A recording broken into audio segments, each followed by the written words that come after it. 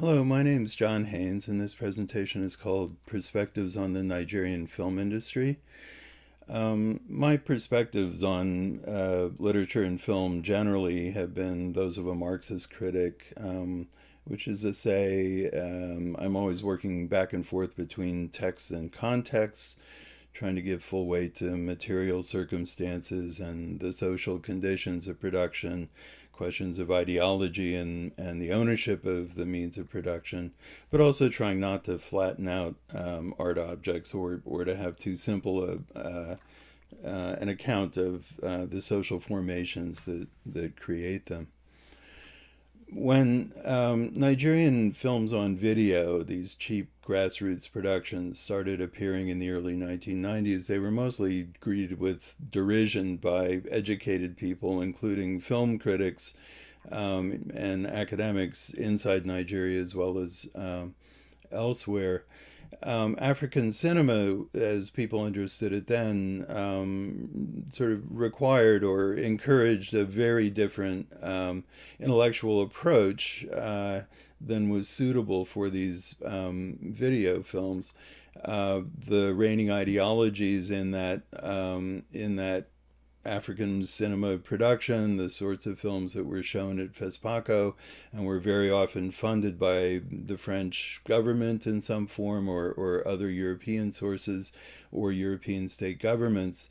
The reigning ideologies were either a kind of third worldist revolutionary politics or one flavor or another of cultural nationalism, but films were wanted to be authentic and expressing cultural values and helping a society to progress and so on and so forth. The video films, didn't answer very well to these perspectives at all. And so early on, in collaboration with my friend Onuakome Akome, we adapted the paradigm of the African popular arts to the study of this emerging video tradition. The African popular arts, in this understanding, come from the grassroots. They're produced in the informal sector of the economy by people who have very little capital and very little training. They're addressed to a heterogeneous urban audience, the people who make this class of artworks, which includes all sorts of things, from the paintings on trucks and bar walls to things like the Onitsha market literature and popular music. The producers are socially very much like the people who consume these art forms. So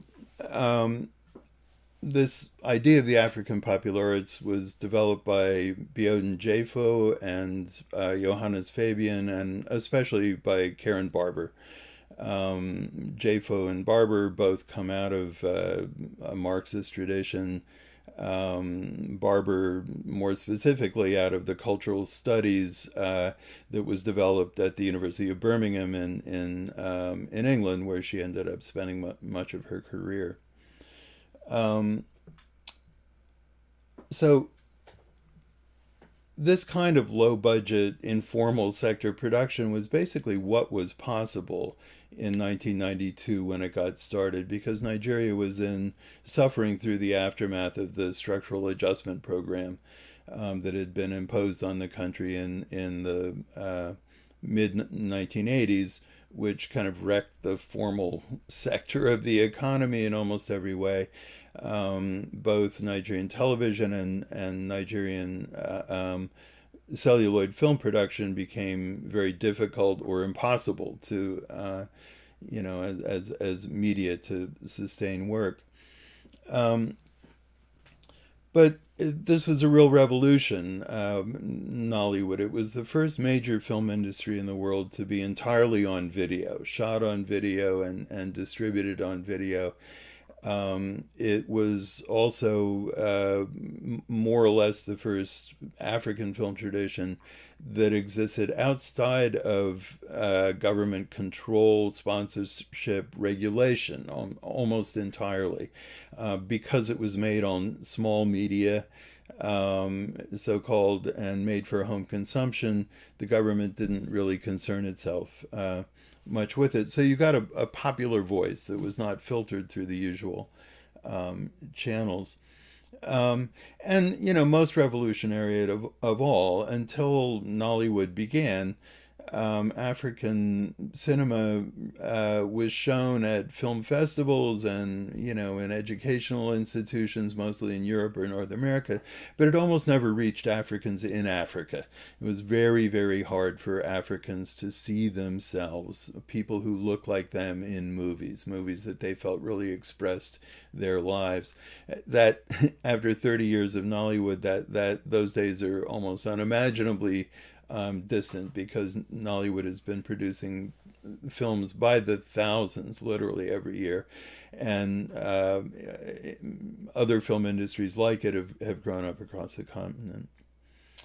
My recent book, Nollywood, The Creation of Nigerian Film Genres, used this popular arts paradigm to try to produce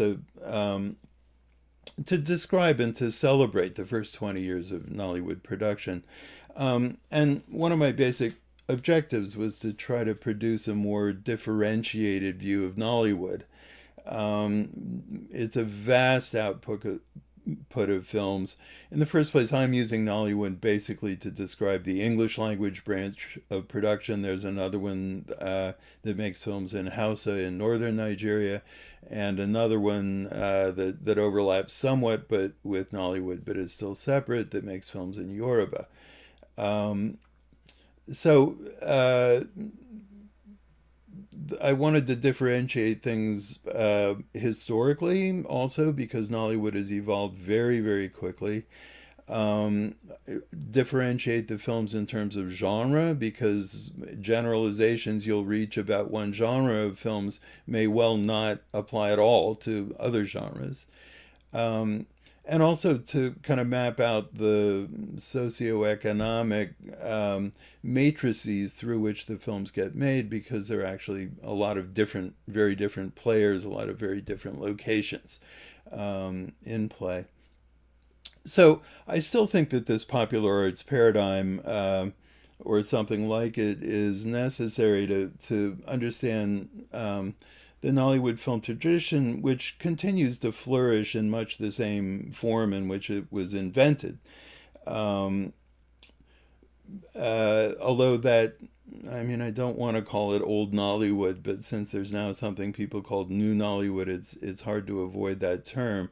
It's now really centered, no longer in Lagos, but in southeastern Nigeria, in some cities in the Igbo part of the country, Onitsha, Enugu, and Asaba. These are often called Asaba films.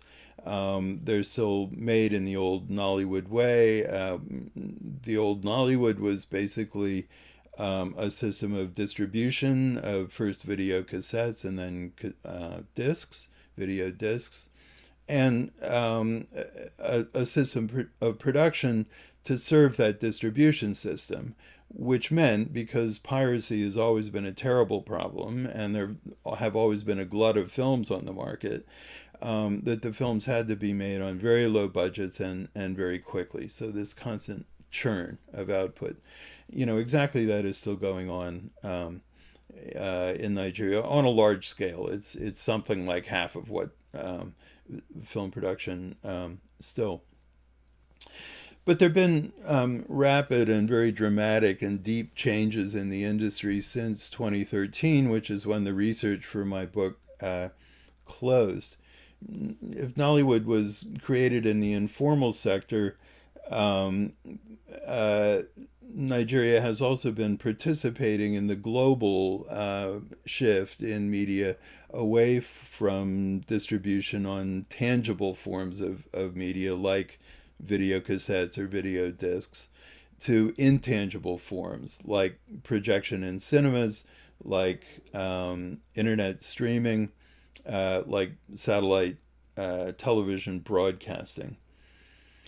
So these platforms require much more capital and much more technical ability, much more engineering, much more infrastructure than the simple video equipment that Nollywood used. At the beginning, it was just camcorders and editing on a couple of VCRs, and you were in business. Things got a little more sophisticated as the years went on, but that was still basically it. If you're trying to run a satellite television company, you're playing in a different ball game. So these platforms, new platforms, could only be operated by corporations with much more capital, much more technical expertise. And this opened the door to the intervention of formal capitalist organizations, both Nigerian and transnational. Capitalism had been trying to get in to Nollywood for some time. The period of structural adjustment, the late 80s and 90s, were a period when international capitalism lost its interest in Africa, which this was the time of so-called Afro-pessimism. From 2000, that changed. From especially 2005 to 2015, the Africa Rising narrative was sort of in vogue, and Nigeria, for instance, was growing at about 7% a year, which was not quite a Chinese rate, but faster than most places in the world. So the corporations wanted in, and they were getting into all kinds of dimensions of African life. Jörg Weigratz has been publishing kind of polemical essays about how African studies in Europe and North America has been very slow to come to grips with the extent to which African cities are now, in large part, capitalist. They're filled with the institutions and phenomena of late capitalism, which is completely familiar to people who live in Europe or North America or elsewhere. Everything from Uber to YouTube and every kind of social media. And Africa, as international capitalism noticed, as well as a lot of Nigerian entrepreneurs, is the last underdeveloped market for cinema, for theatrical distribution, but for every kind of distribution. The audience of Africa and Nigeria in general is enormous. Half the population the median age is 18. Young people love to go to the movies. This is sort of big business. China in the last 10 or 15 years has shown just how quickly the building of a cinema infrastructure can proceed. Dayo Ogunyemi has written a study for the Goethe Institute, published by the Goethe Institute, called Framing the Shot, Key Trends in African Film. It was published last year, and it's really worth looking at. He assembles a lot of facts about this, how attractive Africa is as a film market. In Nigeria, the video film industry had been run by people called in Nigeria marketers because they come from the informal markets. That's where they did their business. And they fought to keep formal capitalist organizations out of their business. They were happy controlling things the way they were. They built this enormous industry, and they really knew how to run it. But they didn't know how to grow it, and they couldn't. There were aspects of it, notably the export of Nollywood films outside of Nigeria, which they couldn't control. So capitalism at first was blocked from getting into Nollywood directly, but it got in around the edges through hiring celebrities, Nollywood film stars as brand ambassadors for everything from, beer to clothing to cars and so on.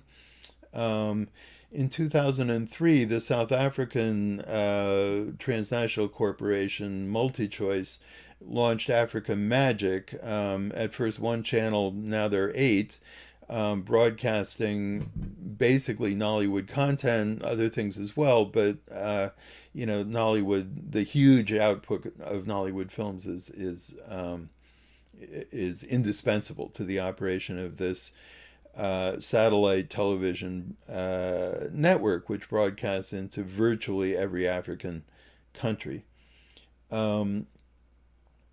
2008, MultiChoice began sponsoring a major soap opera called Tinsel that's still on the air, but made in Lagos, but with South African money.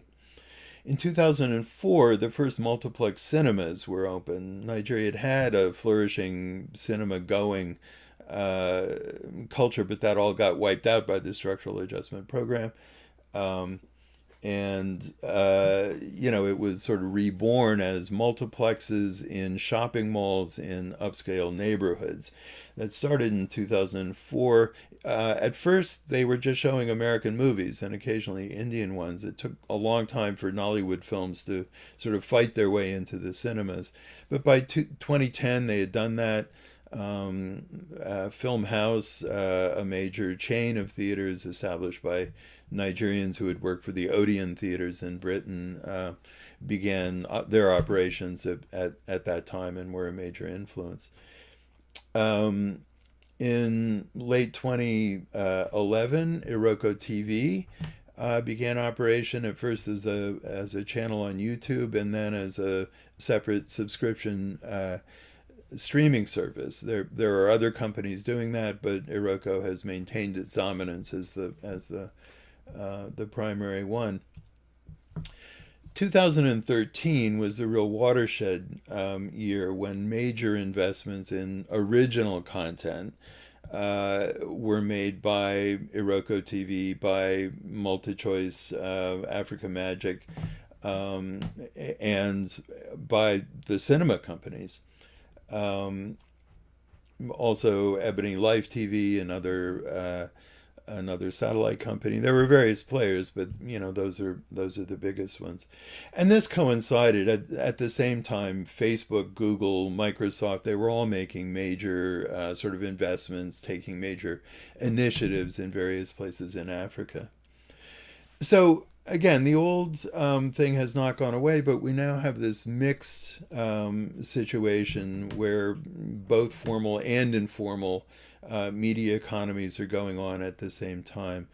Ramon Lobato and Julian Thomas, in their book, The Informal Media Economy, have made it clear that this is actually not an unusual state of affairs, that media economies usually require include an informal component, and often it's larger, and these things change constantly. So I wrote a big article that was published in Africa Today last year called Keeping Up, in which I try to come to terms with a lot of these developments and their consequences. There's in African Studies Review, there's a forthcoming issue that will have a section devoted to discussing the issues, the consequences of these changes in the industry for people who are studying this industry. So in that piece, Keeping Up, again, I discuss a lot of things, but my attention is devoted primarily to Iroko TV and to Africa Magic. The latest phase of my research, I've come back recently from 6 months in Lagos on a Fulbright grant, where I was concentrating on the cinemas. And over the horizon, Netflix and Amazon are beginning to enter the African market and seem to be serious about it. So one thing all these new platforms have in common is they demand certain minimal professional standards. So the equipment has gotten better, the sound quality of sound recording has gotten better, and so on. But after that, each platform has a different logic, and I've been trying to work with that.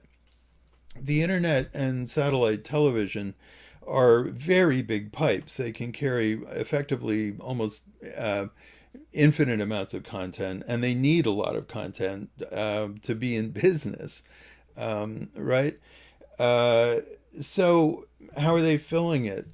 They are trying to create a mass culture, certain kinds of works that will appeal to a very broad audience, kind of standardized forms. Very often they're built on American models. They may actually begin as franchises of American programs like Brother, or so on, various game shows and reality shows and certain kinds of soap operas, Real Housewives of Atlanta, things like that.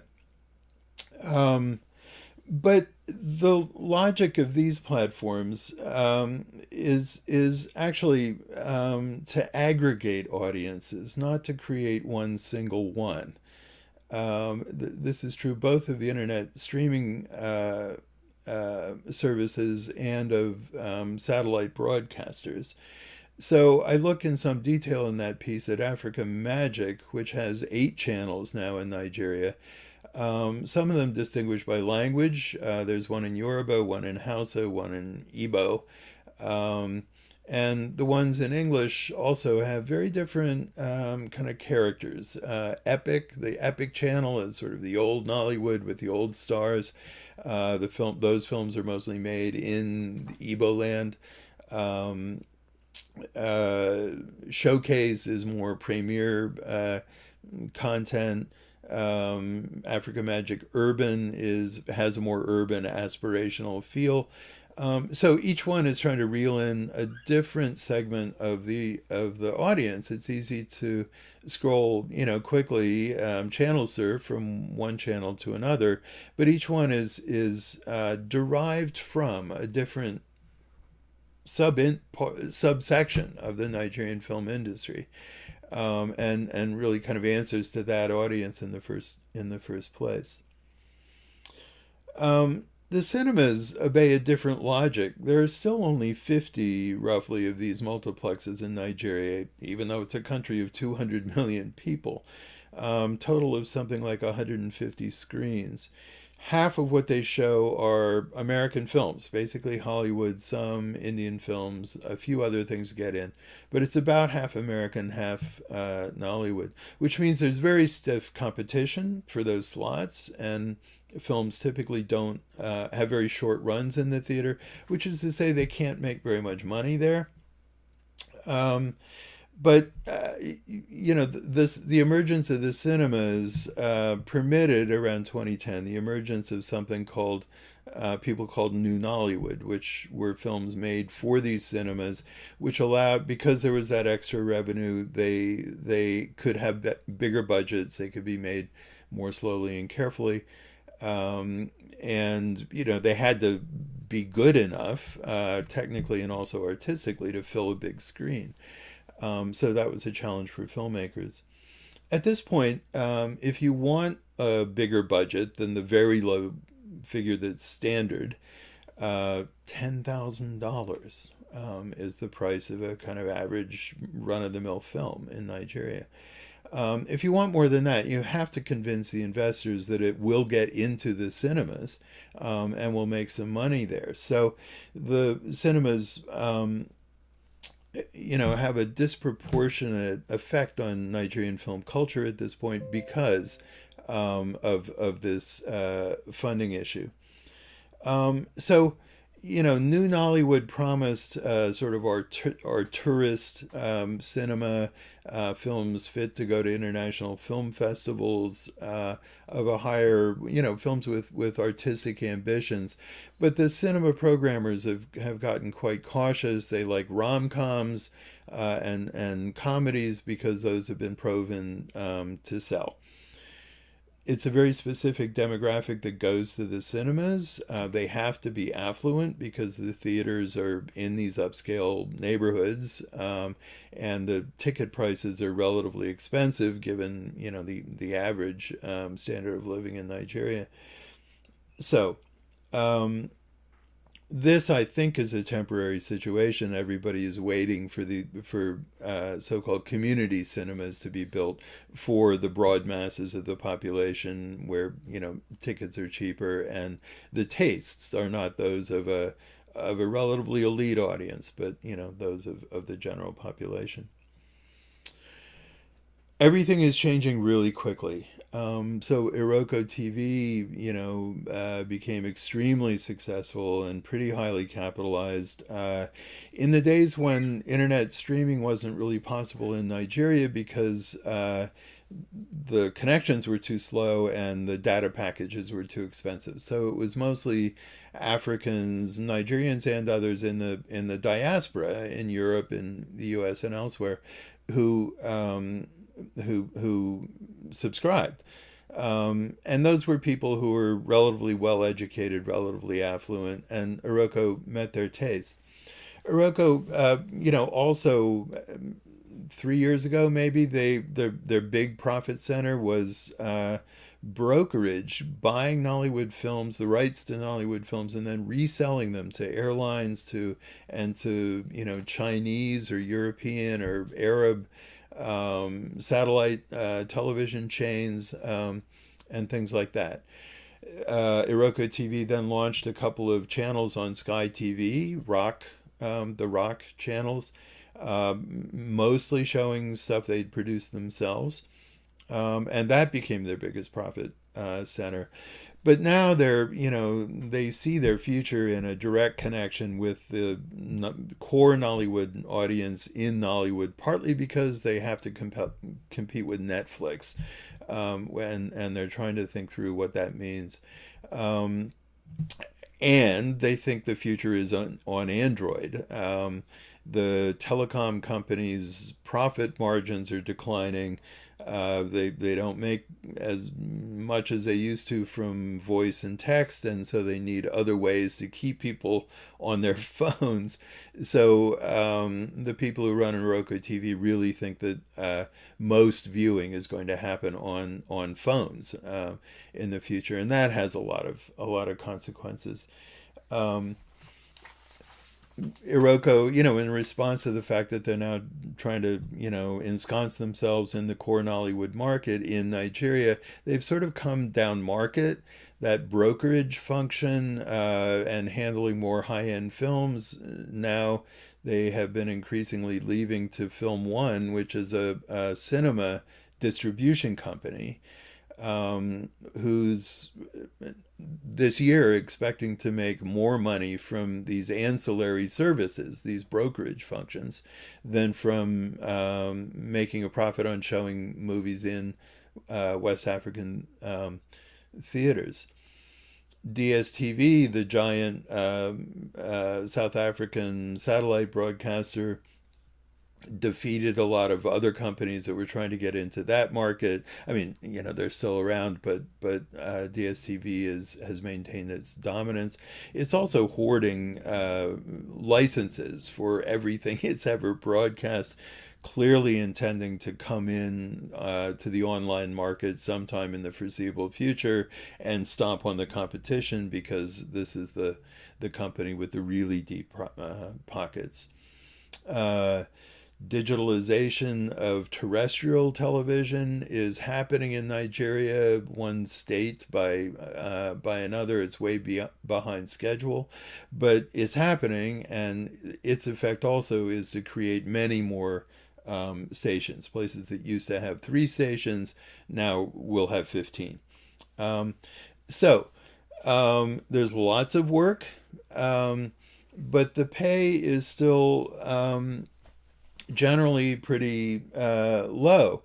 I mean, Asaba, in southeastern Nigeria, the sort of old Nollywood continues to pump out films on a shoestring, But again, to fill these big platforms, the satellite companies, the streaming companies, are also funding films. Again, the average budget is something like $10,000 for one of their films. They also make blockbusters, prestige productions, but they sort of fill their lineup with these cheaper films. So, but the cheap films made in Asaba are different from the cheap films made in Lagos, where they're meeting standards for technical quality, for very elaborate, gorgeous sets, gorgeous looking young people who speak clear English in them. Whereas in Asaba, things can be rougher, and as long as you've got familiar faces showing, in familiar stories, telling stories that reach them, again, the sort of broad masses of the population, you can stay in business that way. There's been an increasing segmentation of the market. Again, Asaba Films and Lagos films, more and more these are different worlds. The corporations are not in the Southeast. They show some of this, the films made there, but they're kind of quite separate. This is related to the fact that the consolidation of class cultures is going on more and more in Nigeria. It's a place of extreme class inequality, but there used to be so much social mobility that class cultures weren't hardened in the way that they are now becoming. So the picture is very differentiated. It's getting harder and harder for any one person to keep up with the whole show. um, but these are very exciting times, and there's a tremendous amount of creative energy, especially in Lagos. There's an amazing efflorescence in all the arts, not just filmmaking, but also music, especially music, but fine arts, architecture, design, fashion, photography. Everything is really, kind of happening there, and these different art forms are more and more integrated with one another. Um, so and I don't want to exaggerate the degree to which these different parts of the industry are balkanized. One of the living legacies of Nollywood is it created something like a national imagination, and an artistic tradition that is kind of ingrained across the country, and has ways of pulling a mass audience together for a particularly successful film. People also cross from one part of the industry to another. Moa Budu, who runs Ebony Life TV, which is heavily branded as a kind of imitation. She started out making franchising the Real Housewives series in Nigeria. And produces a lot of soap operas of a slick kind, and a wedding programs and things like that. But she decided she wanted to make a film that would get into the Cannes Film Festival, and so she's funded a film called Ole Toure by Kenneth Giang, who made a groundbreaking, kind of very avant-garde film called Confusion Nawa some years ago. And really, allowing him artistic freedom. So all kinds of surprising things are happening. Netflix and Amazon again are just making their first entrance, but doing so in a very interesting way. Again, they're have been supporting some more avant-garde films that the people who program the cinemas have decided won't really play to that audience, but you can now find them on Netflix. Films like Confusion Nawa Kasala, a more recent film, or Taxi Driver by Daniel Oriahi, and Green, White, Green by Abba Makama. I mean, I could go on. Um, anyway, that's a very quick sketch of a very complicated and, as I say, very, very fluid, situation. And I look forward to discussing this with you next time, and how we can go about trying to get a grip intellectually, and in terms of academic disciplines on all of these developments. Right. Thank you.